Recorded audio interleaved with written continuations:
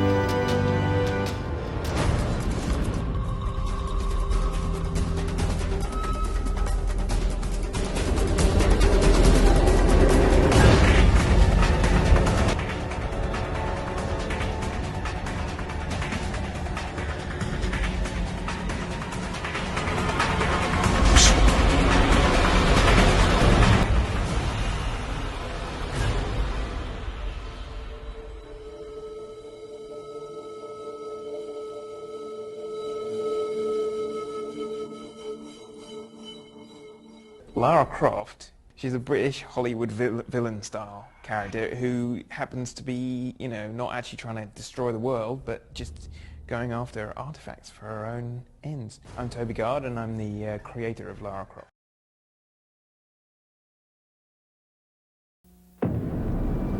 A man has a choice. I chose the impossible.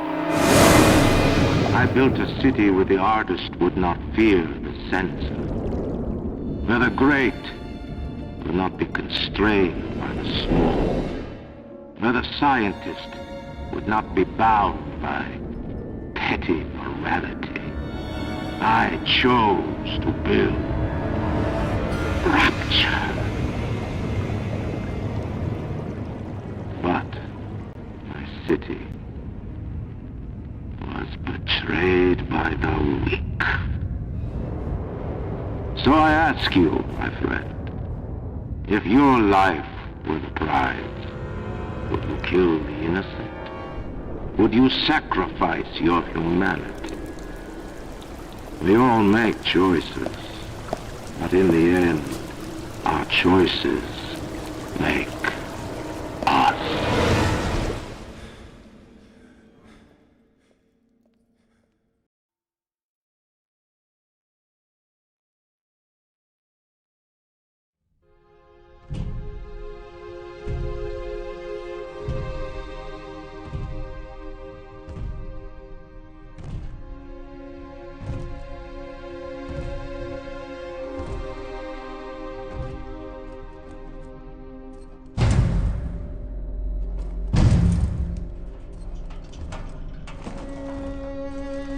Look, Daddy, it's you.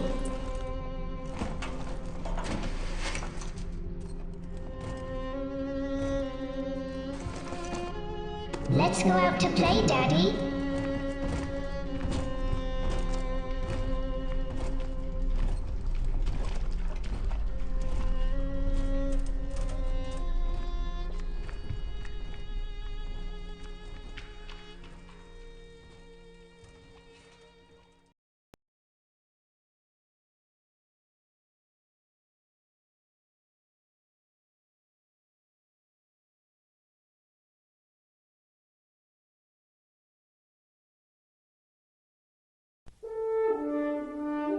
I tell kids that, and I tell my students that they should not look over their shoulder, they should be themselves and find their own way, and that they will slowly realize that they will become the expert in their work, and that nobody else is an expert in their work, and that they will have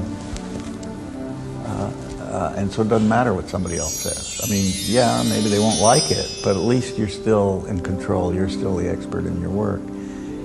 And over time, if it's any good, it'll find its way into the bigger picture. And it may be great and not find its way into the bigger, like Van Gogh didn't when he was alive. But who's to say what's good and what's bad in the end? So for one's own life, I think that's where you go. You find your own thing, you relate to it, it's your strength, and you can have a pretty good life.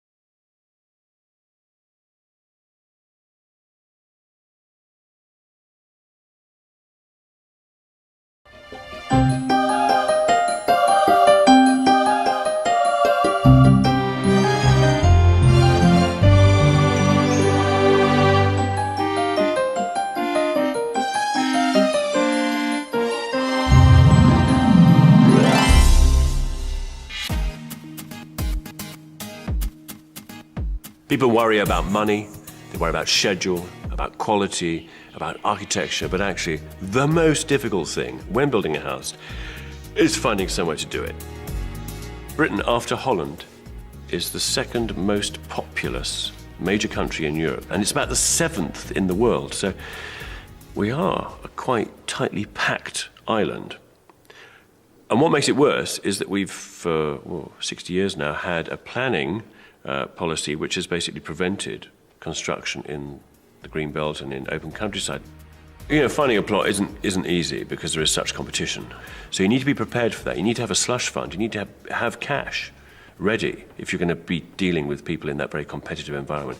You can perhaps buy a little house, buy a bungalow, demolish it, apply to rebuild something else on the site.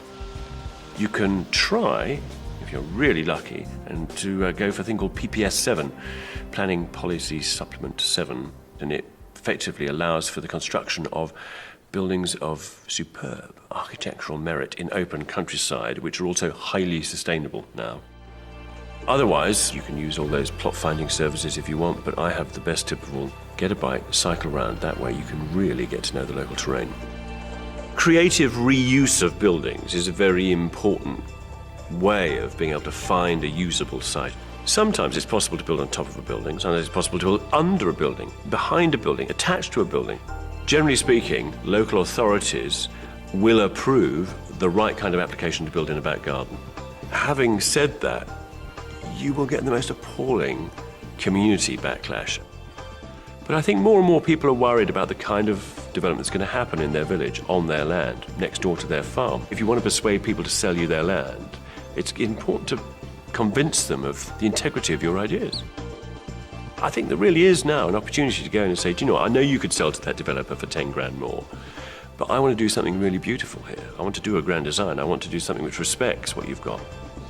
I think people respond to that. I think it's perhaps more than ever now a kind of a clever little, adds that little extra 5% of persuasion.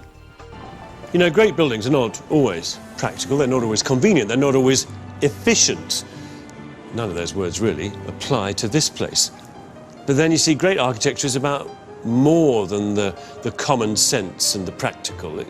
It's much more often about the imaginative, the romantic. And here, the biggest single idea which drove this project centered around Lee and Graham's passion for this place, for saving it, for giving it a new lease of life, and in so doing, making themselves an extraordinary, powerful 21st century home.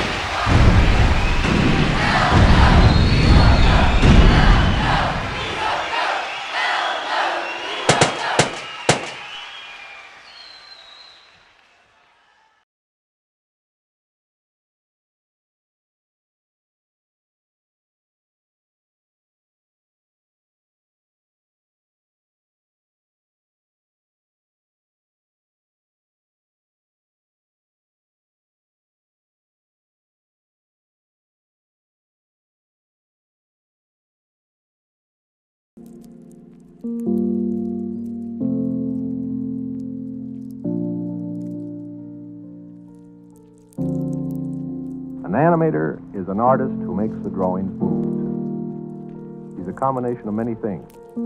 He has to be a real student of art. He has to be a clever draftsman. Then he must have the soul of an actor and the understanding of a director.